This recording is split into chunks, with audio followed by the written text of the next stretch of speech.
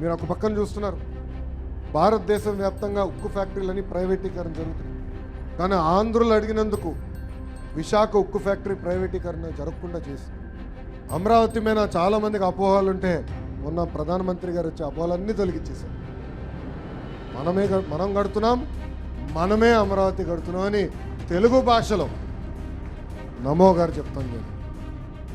ఇంకో పక్కన పవన్ అన్న కూడా పంచాయతీరాజ్ గ్రామీణాభివృద్ధి శాఖ మంత్రిగా ఒక విప్లవం తీసుకురావాలి, కార్యక్రమాలు చేయాలి, ప్రతి గడపకి ఏదైతే హామీ ఇచ్చామో కుళాయి ద్వారా నీరు అందిస్తామని చెప్పామో ఆ హామీ నిలబెట్టుకోవాలని అన్న ఒక పక్కన పనిచేస్తున్నారు.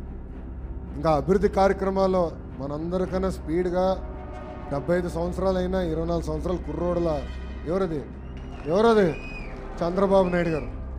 నాకే అర్థం అవ్వదు.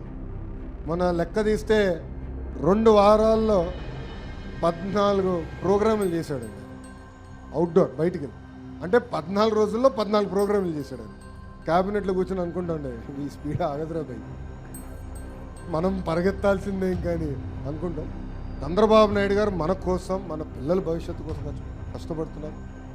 75 సంవత్సరాలైనా వయోభారం ఎక్కడ కంపడకుండా ఆయన ఈరోజు రాష్ట్రం కోసం, ప్రజల కోసం, కార్యకర్తల కోసం కష్టపడుతున్నారు.